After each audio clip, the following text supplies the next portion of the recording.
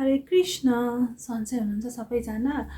आज पनि म हाम्रो श्रीमद् भगवत गीता अध्याय 2 श्लोक 22 सम्म मैले पढेर भ्याएँ। आज म 23 देखि श्लोक 33 सम्म पढेर सकाउँछु। सुरु गरौँ है त। श्लोक 23। यो आत्मालाई न कहिले कुनै हतियारले टुक्र्याउन सकिन्छ, न आगोले डढाउन सकिन्छ, न पानीले भिजाउन सकिन्छ, न हावाद्वारा नै सुकाउन सकिन्छ।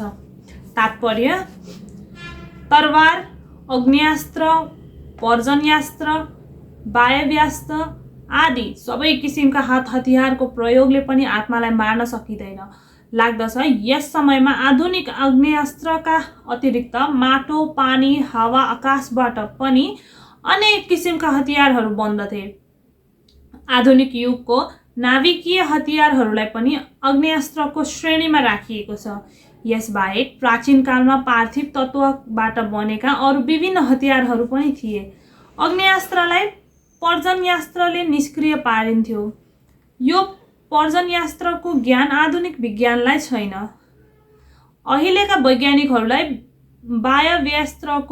वायव्यास्त्रको ज्ञान पनि छैन।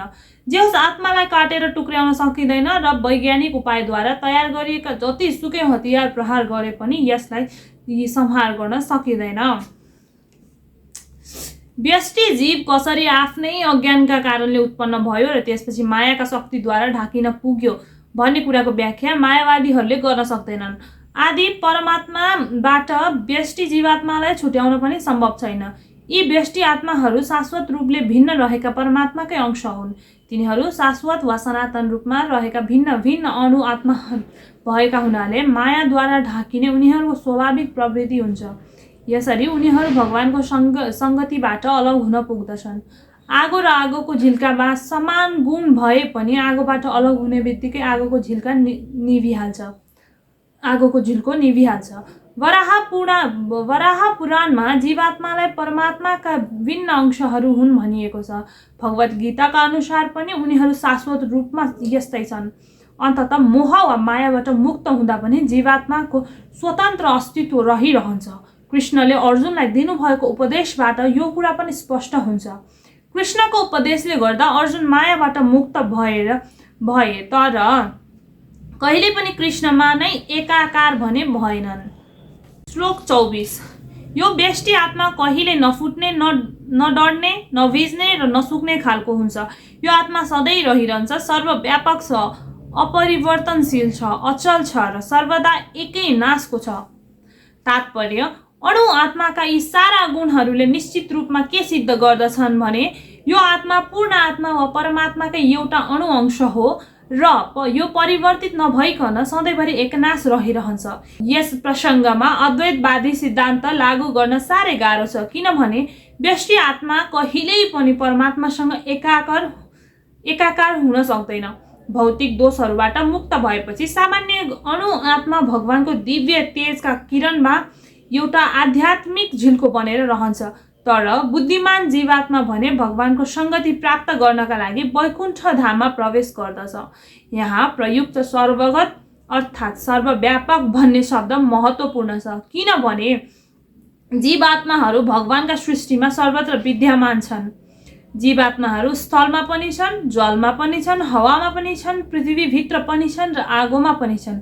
आगोमा जीवात्मा रहँदैन भन्ने कुरा स्वीकार्य छैन, किनभने यहाँ जीवात्मालाई आगोले पनि डढाउन सक्दैन भनिएको छ। अन्ततः सूर्य ग्रहमा पनि उपयुक्त शरीरमा जीवात्माहरू छन् भन्ने कुरामा सन्देह छैन। सूर्य ग्रहमा जीवात्माहरूको अस्तित्व नहुने हो भने सर्वगत अर्थात् आत्मा सर्वव्यापक छ भन्ने कुरा निरर्थक हुन जान्छ। श्लोक 25। यो आत्मालाई अव्यक्त, अचिन्त्य र अपरिवर्तनीय भनिन्छ। यो कुरा बुझेर पनि तिमीले शरीरका लागि शोक गर्नु हुँदैन। तात्पर्य: पहिला भनिए अनुसार आत्माको परिमाण ज्यादै सानो छ। भौतिक उपायले यसलाई नाप्न सकिँदैन। अत्यन्त शक्तिशाली सूक्ष्मदर्शक यन्त्रद्वारा पनि यसलाई देख्न सकिँदैन। त्यसैले यो आत्मा अदृश्य छ।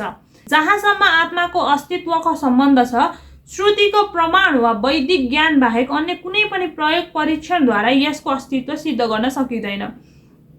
आत्मा अनुभव गर्न सकिने सत्य वस्तु भए पनि वैदिक ज्ञान बाहेक यसको अस्तित्वलाई बुझ्ने अर्को साधन वा स्रोत छैन। यो तथ्यलाई हामीले स्वीकार गर्नुपर्दछ। कयौं कुरा हामीले हामीभन्दा माथि सन्त पुरुषहरूद्वारा भनिएको आधारमा स्वीकार गर्नुपर्ने हुन्छ। आफ्नी आमाको प्रामाणिकताका आधारमा कसैले पनि बाबुको अस्तित्व अस्वीकार गर्न सक्दैन। बाबुको परिचय दिनका लागि आमा बाहेक अर्को आधिकारिक माध्यम छैन। त्यसै गरी वेदको अध्ययन बाहेक आत्माको अस्तित्वलाई बुझ्ने अर्को कुनै स्रोत छैन। अर्को शब्दमा भन्दा मानिसका व्यवहारिक ज्ञानद्वारा आत्मालाई बुझ्न सकिँदैन। आत्मा चेतना पनि हो र चैतन्य पनि हो। वेदको यस भनाइलाई हामीले स्वीकार गर्नै पर्दछ। शरीरमा परिवर्तन आए जस्तै आत्मामा कुनै परिवर्तन आउँदैन। आत्मा कहिल्यै परिवर्तन नहुने वस्तु भए पनि यो अनन्त परमात्माको तुलनामा साह्रै सानो अणुको रूपमा रहन्छ। परमात्मा अनन्त हुनुहुन्छ तर आत्मा अति नै सूक्ष्म छ। त्यसैले सूक्ष्म आत्मा अविकारी भए पनि यो भगवानको वा परमात्मा समान हुन कहिल्यै सक्दैन। आत्मा स्थायी छ भन्ने धारणाको पुष्टिका लागि वेदमा विभिन्न किसिमले यो कुरा दोहोऱ्याइएको छ। कुनै विषयवस्तुलाई गल्ती नगरिकन राम्ररी बुझियोस् भन्नका लागि नै उक्त कुरालाई बारम्बार दोहोऱ्याउने गरिन्छ। श्लोक 26। यदि तिमीले आत्मालाई सधैँ जन्मिरहने र सधैँ मरिरहने ठान्छौ भने हे महाबाबु तिमीले यसका लागि शोक गर्नुपर्ने कुनै कारण छैन। तात्पर्य दार्शनिकहरूको एउटा यस्तो वर्ग छ जो बुद्ध मार्गीहरूले जस्तै शरीरभन्दा पर आत्माको भिन्नै अस्तित्व छ भन्ने कुरा मान्दैनन्। लाग्दछ भगवान कृष्णले भगवत गीताको उपदेश गर्नुभएका समयमा पनि लोकायतिक वैभाषिक नामका दार्शनिकहरू थिए। यस्ता दार्शनिकहरूका विचारमा भौतिक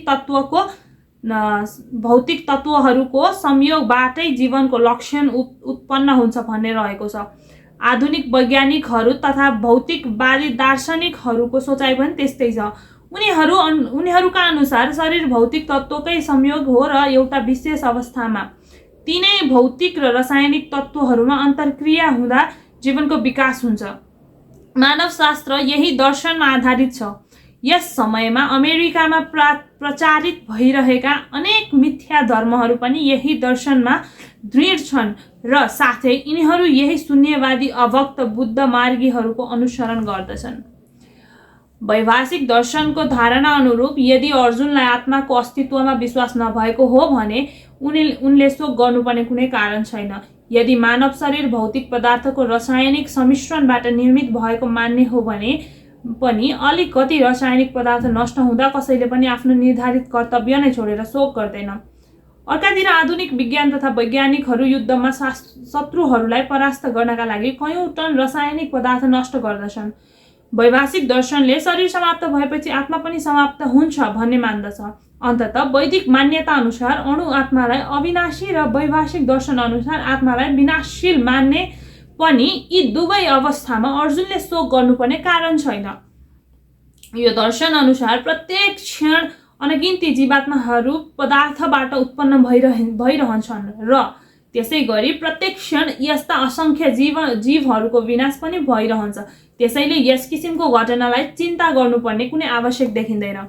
यदि आत्माको पुनर्जन्म हुँदैन भन्ने मान्ने हो भने अर्जुनले आफ्ना हजुरबुबा तथा गुरुलाई मारेको पाप फलबाट प्रभावित भएर डराउनु पर्ने अर्को कुनै कारण छैन। तर कृष्णले अर्जुनलाई यहाँ महाबाबु भनेर व्यङ्ग्यपूर्वक सम्बोधन गर्नुभएको छ किनभने अर्जुनलाई वैदिक ज्ञानको प्रतिकूल वैभाषिक दर्शनको सिद्धान्त स्वीकार्य थिएन। एउटा क्षत्रिय भएका हुनाले पनि अर्जुन वैदिक संस्कृतिसँग सम्बन्धित थिए र निरन्तर यही सिद्धान्तलाई अनुसरण गरिरहनु नै उहाँका लागि उपयुक्त थियो।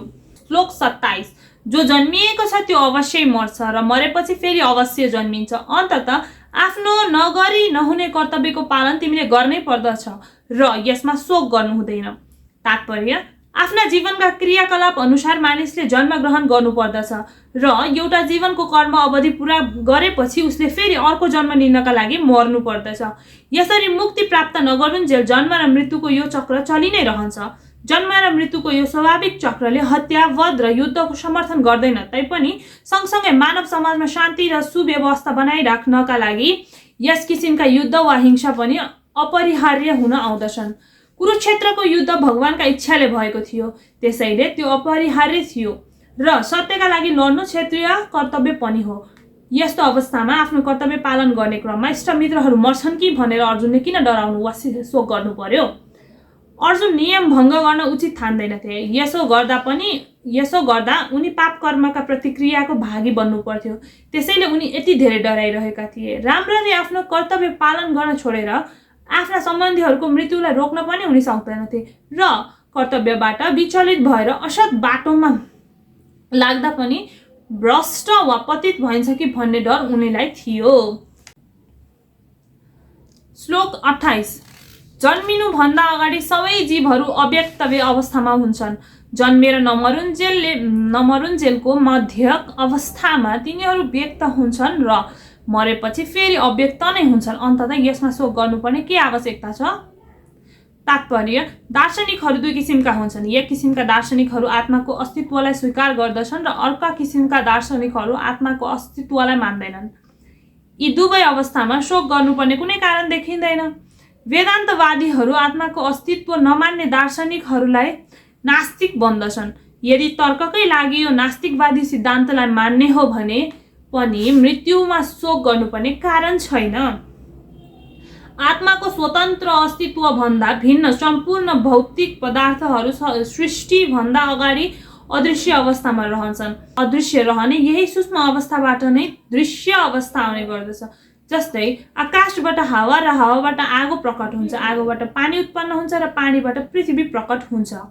पृथ्वीबाट अनेक प्रकारका वस्तुहरू प्रकट हुन्छन्। उदाहरणका लागि एउटा गगनचुम्बी महल पृथ्वीबाटै प्रकट हुन्छ अनि जब त्यसलाई भत्काइन्छ यो अदृश्य हुन पुग्दछ र परम अवस्थामा यो अणुका रूपमा विद्यमान रहन्छ। समयअनुसार वस्तुहरू प्रकट वा अप्रकट अवस्थामा रहे पनि शक्ति संरक्षणको नियम यथावत रहिरहन्छ। फरक यति हो। त्यसैले कुनै वस्तु प्रकट वा अप्रकट हुँदा चिन्तित हुनुपर्ने कारण केही छैन। अप्रकट अवस्थामा पनि वस्तुको सूक्ष्म अस्तित्व समाप्त हुँदैन। सुरुको र अन्त्यको दुवै अवस्थामा सम्पूर्ण तत्त्वहरू अप्रकट नै रहन्छन्। केवल बीचको अवस्थामा मात्रै तिनीहरू प्रकट हुन्छन्। त्यसैले यसबाट भौतिक रूपमा पनि कुनै विशेष अन्तर पर्दैन। यदि भगवत गीतामा भनिए बमोजिम वैदिक ज्ञानको निष्कर्षलाई मान्ने हो भने पनि भौतिक शरीर समयका क्रममा अन्तवन्त इमे देह नाश हुने किसिमको छ र आत्मा नित्यस्कोता शरीरिन शाश्वत छ। अन्ततः हामीले सधैँभरि के कुरामा ध्यान राख्नु पर्दछ भने यो शरीर आत्माको परिधान वा लुगा कपडा जस्तो हो। त्यसो हो भने कपडा परिवर्तन गर्दा शोक किन? शाश्वत आत्माका तुलनामा भौतिक शरीरको अस्तित्व क्षणभङ्गुर छ। शरीरको अस्तित्व सपना जस्तो हो। सपनामा हामी आकाशमा उडिरहेका हुन सक्दछौँ, राजा बनेर रथमा बसिरहेका हुन सक्दछौँ, तर जब हामी उड्दछौँ त्यस समय न हामी आकाशमा उडिरहेका हुन्छौँ न रथमा बसिरहेका हुन्छौँ। वैदिक ज्ञानले भौतिक शरीरको अस्तित्व विहीनताका आधारमा मानिसलाई आत्मा साक्षात्कार गर्न उत्साहित गरेको छ। अन्ततः हामीले आत्माको अस्तित्वलाई मानौँ या नमानौँ, दुवै स्थितिमा शरीरको विनाश भयो भने शोक गर्नुपर्ने कुनै कारण छैन। श्लोक 29। यो आत्मालाई कसैले आश्चर्यका रूपमा हेर्दछन्, कसैले आश्चर्यका रूपमा व्याख्या गर्दछन्, कसैले आश्चर्यकै रूपमा यसका बारेमा सुन्दछन्, तर कोही यसका बारेमा सुनेर पनि केही बुझ्न सक्दैनन्। तात्पर्य, गीतोपनिषद विशेष गरी उपनिषदहरूकै सिद्धान्तमा आधारित भएका हुनाले कोठोपनिषदको 1, 2, 7 मा पनि यो श्लोक हुनु कुनै आश्चर्यको कुरा होइन। श्रवणयापि बहुवीर्यो न लभ्य शृण्वन्तोऽपि बहवो यम न विद्दु आश्चर्यो वक्ता कुशलोस्य लब्धा आश्चर्यस्य ज्ञाता कुशलानुशिष्ट। यो अणु आत्मा विशालकाय पशुहरूका शरीरमा पनि छ, विशालकाय वटवृक्षभित्र पनि छ र केवल 1 इन्च ठाउँमा करोडौँका सङ्ख्यामा अटाउने अति सूक्ष्म कीटाणुभित्र पनि यो आत्मा विद्यमान छ। वास्तवमा यो अति आश्चर्यजनक कुरा हो। अज्ञानी र असाधु व्यक्तिले आत्माको यो आश्चर्यजनक अनुरूपी झिल्कोको आश्चर्यलाई बुझ्न सक्दैनन्। तिनलाई संसारको पहिलो प्राणी ब्रह्माजीलाई पनि शिक्षा दिन सक्ने महाज्ञानीले नै किन नसम्झाउन्। वस्तुको स्थूल वस्तुको स्थूल भौतिक धारणाबाट प्रभावित भएका यस युगका अधिकांश मानिसहरू कसरी यति सानो कणरूपी आत्मा यति विशाल र यति सूक्ष्म हुन सक्छ भनेर कल्पना नै गर्न सक्दैनन्। अन्ततः मानिसले आत्माको आश्चर्यजनक स्वभावलाई या त उसको शारीरिक गठनका आधारमा हेर्दछ या त वर्णन गरिएका आधारमा हेर्ने गर्दछन्। भौतिक शक्तिद्वारा मोहित मानिसहरू इन्द्रिय तृप्तिका लागि नै विषय वस्तुमा लिप्त हुन्छन्। आत्मज्ञानका कुरा बुझ्ने समय उनीहरूलाई अति थोरै हुन्छ। यद्यपि सत्य कुरा के हो भने आत्मज्ञान बिना जीवन बाँच्नका लागि गरिएको सम्पूर्ण क्रियाकलाप व्यर्थ हुन्। आत्मज्ञान बिनाको जीवन सङ्घर्षको एउटै परिणाम हो पराजय। हुन सक्दछ उनीहरूमा मानिसले आत्मचिन्तन गर्नै पर्दछ र यसरी नै भौतिक सङ्कटहरूको समाधान खोज्नु पर्दछ भन्ने चेतना आएको छैन। आत्माको विषयमा सुन्ने चाहना भएका केही मानिसहरू राम्रो सङ्गत पाएर प्रवचनहरूमा पनि उपस्थित हुन्छन्, तर कहिलेकाहीँ अज्ञानवश उनीहरू परमात्मा र अणु आत्मालाई एउटै मान्ने भुल गर्न पुग्दछन्। परमात्माको स्थिति, अणु आत्माको अवस्था, तिनका आफ्ना क्रियाकलाप, आत्मा परमात्मा बीचको सम्बन्ध र अरू सम्पूर्ण साना ठुला कुराहरूको पूर्ण जानकारी भएका मानिस भेट्न निकै कठिन छ। आत्मज्ञानबाट पूर्ण लाभको प्राप्त गरेको र विभिन्न पक्षबाट आत्माको विश्लेषण गर्न सक्ने व्यक्ति खोजेर पाउन झन् कठिन छ। यदि कुनै किसिमले कुनै व्यक्तिले आत्मा सम्बन्धी विषय वस्तुलाई बुझ्न सक्यो भने त्यसको जीवन सफल भयो भन्ने ठान्नु पर्दछ। अन्य कुनै पनि किसिमका मत र सिद्धान्तहरूबाट विचलित नभइकन परम आधिकारिक व्यक्तित्व भगवान कृष्णद्वारा दिइएको भगवत गीताको उपदेशलाई ग्रहण गर्नु नै आत्माको विषयलाई बुझ्ने सबैभन्दा सजिलो उपाय हो। तर यसरी कृष्णलाई भगवानका रूपमा स्वीकार गर्न सक्ने हुनका लागि पनि यो जन्म वा पूर्व जन्ममा कुनै ठुलो तपस्या या यज्ञहरू गरेको हुनुपर्दछ। शुद्ध भक्तहरूको अहैतुकी कृपाद्वारा नै कृष्णलाई भगवानका रूपमा बुझ्न सकिन्छ। यो बाहेक भगवानलाई बुझ्ने अर्को उपाय छैन। श्लोक 30। हे भरतवंशी अर्जुन, शरीरमा रहने शरीरका स्वामीलाई कहिल्यै मान्न सकिँदैन। त्यसैले कुनै पनि जीवात्माका लागि तिमीले शोक गर्नु पर्दैन। तात्पर्य, अब भगवान अविनाशी आत्माका सम्बन्धमा दिने उपदेशको प्रसङ्गलाई टुङ्ग्याउन चाहनुहुन्छ। विभिन्न कोणबाट आत्माको अमरताको व्याख्या गर्दै भगवान कृष्णले आत्मा अविनाशी छ र शरीर नाशवान छ भन्ने सिद्धान्त स्थापित गर्नुभएको छ। अन्ततः एउटा क्षत्रिय भएका हुनाले अर्जुनले युद्धमा आफ्ना पितामह र गुरु भीष्म र द्रोणको मृत्यु हुन्छ भन्ने डरले आफ्नो कर्तव्य छोड्नु हुँदैन। श्रीकृष्णलाई प्रमाण मानेर आत्मा भौतिक शरीर भन्दा भिन्न वस्तु हो भन्ने कुरामा विश्वास मान्नु पर्दछ। तर आत्मा भन्ने कुनै वस्तु नै छैन वा रासायनिक अन्तर्क्रियाबाट भौतिक परिपक्वताको फलस्वरूप जीवन विकास हुन्छ भन्ने धारणा मान्नु हुँदैन। आत्मा अमर छ भनेर हिंसालाई उत्साहित गरिएको होइन, तैपनि युद्धका समयमा या युद्ध नगरी नहुने अवस्थामा हिंसाको निषेध पनि गर्न सकिँदैन। यस्तो आवश्यकतालाई भगवानको स्वीकृति भएमा मात्र उपयुक्त मान्न सकिन्छ, मनोमानी किसिमले होइन। श्लोक 31। एउटा क्षत्रियले गर्नुपर्ने विशिष्ट कर्तव्यलाई विचार गरेर धर्मका लागि युद्ध गर्नुभन्दा राम्रो अरू कुनै कार्य छैन भन्ने कुरा तिमीले बुझ्नु पर्दछ र यस्तो कार्य गर्न तिमीले कुनै सङ्कोच मान्नु हुँदैन। तात्पर्य, सामाजिक सुव्यवस्थाका 4 तहमध्ये कुशल प्रशासन सम्बन्धी दोस्रो तहलाई क्षत्रिय भनिन्छ। क्षतको अर्थ हो चोट वा क्षति। जसले क्षति वा चोटबाट मानिसलाई बचाउँछ त्यसलाई क्षत्रिय भनिन्छ। क्षत्रियलाई वनमा शिकार खेल्ने प्रशिक्षण पनि दिइन्छ। क्षत्रियहरू जङ्गलमा गएर बाघलाई पनि चुनौती दिन्छन् र तरबार लिएर बाघसँग प्रत्यक्ष लडाईँ गर्दछन्। यसरी बाघ मारियो भने राजकीय तरिकाले त्यस मृत बाघको अन्त्येष्टि गरिन्छ। अहिलेसम्म पनि जयपुर राज्यका क्षत्रिय राजकुलले यो प्रचलनलाई छाडेका छैनन्। यस प्रकारले चुनौती दिने र मार्ने कामका लागि क्षत्रियहरूलाई प्रशिक्षण नै दिइन्छ, किनभने यस्तो धार्मिक हिंसा कहिलेकाहीँ अनिवार्य जस्तै हुन्छ। यसै कारणले गर्दा क्षत्रियहरूलाई सिधै सन्यास लिने विधान छैन। राजनीतिमा अहिंसा एउटा कूटनीतिक हुन सक्दछ, तर राजनीतिक सिद्धान्तकै कारक भने हुन सक्दैन। धार्मिक नियमका पुस्तकहरूमा यस्तो उल्लेख पाइन्छ। आहवेषु मिथुन्योन्यम जिघांसन्तो महिच्छित युद्धमाना परम शक्त्या स्वर्ग यान्त्ये पराङ्मुखा यज्ञेषु पशवो ब्रह्मन् हन्यन्ते शतं द्विजै संस्कृतां किल मन्त्रैश्चे तेपि स्वर्गमवाप्नुवन्। जसरी यज्ञमा ब्राह्मणहरूद्वारा अभिमन्त्रित भएर बलिदान गरिएको पशुहरू स्वर्गमा जान्छन्, त्यसै गरी अन्य विरोधी राजाहरूसँग युद्धभूमिमा लड्दा लड्दै मरेका क्षत्रियहरू पनि स्वर्गीय लोकमा पुग्न सक्षम हुन्छन्। त्यसैले धर्म रक्षाका लागि युद्धमा क्षत्रियहरूलाई मार्नु र यज्ञाग्निमा पशुहरूलाई मार्नुलाई हिंसा कर्म मानिँदैन, किनभने यो पनि एउटा धार्मिक कृत्य नै हो। यस्तो धार्मिक कृत्यबाट दुवै लाभान्वित हुन्छन्। यज्ञमा बलिदान भएका पशुहरूले जीवको क्रम विकास प्रक्रियामा नपरिकन तुरुन्तै मानिसको जीवन प्राप्त गर्दछन् र त्यसै गरी युद्धमा मर्ने क्षत्रियहरूले पनि यज्ञहरू सम्पादन गरेर ब्राह्मणहरूले प्राप्त गर्ने स्वर्गलोक तुरुन्त प्राप्त गर्दछन्। सर्वधर्म अर्थात् विशिष्ट कर्तव्य दुई प्रकारका छन्। जबसम्म मानिसले मुक्ति प्राप्त गर्दैन तबसम्म उसले धार्मिक नियमपूर्वक शरीर अनुसारको कर्तव्य गर्नै पर्दछ। जब मानिस मुक्त हुन्छ त्यस समय उनको स्वधर्म आध्यात्मिक हुन पुग्दछ र त्यस्तो व्यक्तिमा देहात्म बुद्धि रहँदैन।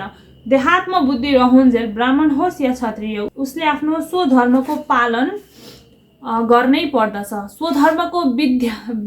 स्वधर्मको विधान भगवानले बनाउनु भएको छ, जसको स्पष्ट व्याख्या चतुर्थ अध्यायमा गरिनेछ। शारीरिक स्तरमा वर्णाश्रम धर्मलाई नै स्वधर्म भनिन्छ। यो नै आत्मबोधको सिँढी हो। मानवीय सभ्यताको आरम्भ वर्णाश्रम धर्मबाटै हुन्छ। यो स्वधर्म प्रकृति प्रदत्त विशिष्ट शारीरिक गुणमा आधारित हुन्छ। जुनसुकै क्षेत्रमा पनि आफ्नो निर्धारित कर्तव्य स्वधर्म पालन गर्नाले जीवनको उच्चतम अवस्था प्राप्त गर्न सकिन्छ। श्लोक 32। हे पार्थ, स्वत प्राप्त हुन आएको स्वर्गको खुलेको ढोका जस्तो यस्तो युद्धको अवसर अत्यन्त सुखी वा भाग्यशाली क्षत्रियहरूले मात्र प्राप्त गर्दछन्। तात्पर्य, भगवान श्री कृष्ण संसारका परम गुरु हुनुहुन्छ। उहाँले अर्जुनको यो युद्धमा म कुनै राम्रो कुरा पाउँदिन, यो त स्थायी रूपले नरकमा वास गराउने कारण मात्र हुनेछ भन्ने भनाइको भत्सर्ना गर्नुभयो। अज्ञानका कारणले नै अर्जुनले यस्तो भनेका हुन्। उनी अहिंसक बनेर आफ्नो विशिष्ट कर्तव्य पालन गर्न चाहन्थे। युद्ध मैदानमा उभिएका क्षत्रियले अहिंसक हुन खोज्नु मूर्खको दर्शन अँगाल्नु हो।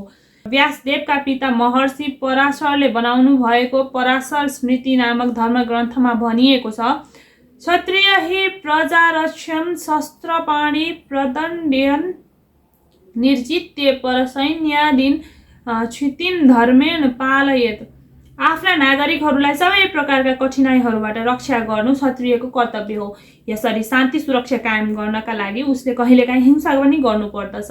उसले शत्रु राजाहरूका सैनिकमाथि विजय प्राप्त गरेर संसारका धर्मपूर्वक सुशासन गर्नुपर्दछ।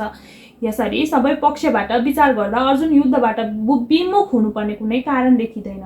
शत्रुमाथि विजय गर्न सकेमा राज्यको भोग गर्न पाइने र युद्धमा मर्नै पर्यो भने पनि स्वर्ग जान पाइने र उनका लागि स्वर्गको ढोका खुलिरहने हुनाले दुवै दृष्टिबाट अर्जुनका लागि यो युद्ध लाभदायक सिद्ध हुन्छ। श्लोक 33। यदि केही गरेर तिमीले यो युद्ध रूपी धार्मिक कर्तव्य पूरा गरेनौ भने तिमीलाई आफ्नो कर्तव्य पालन नगरेको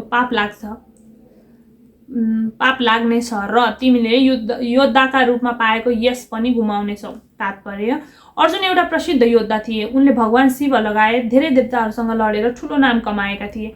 शिकारीका भेषमा आउनुभएका शिवजीलाई युद्धमा पराजित गरेर अर्जुनले उहाँलाई खुसी पारेर उहाँबाट पुरस्कार स्वरूप पाशुपतास्त्र प्राप्त गरे। अर्जुन महान लडाकु थिए भन्ने कुरा हरेकलाई थाहा थियो। द्रोणाचार्यले पनि उनलाई आशीर्वाद दिएका थिए र विशिष्ट प्रकारको हतियार दिएर पुरस्कृत गरेका थिए।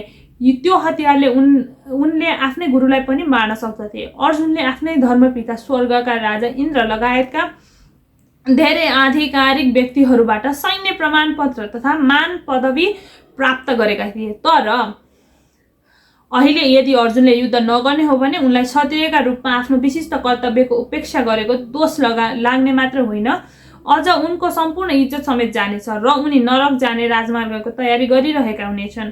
अर्को शब्दमा उनी युद्ध गरेका कारणले होइन, युद्धबाट भागेका कारणले नरकगामी हुनेछन्।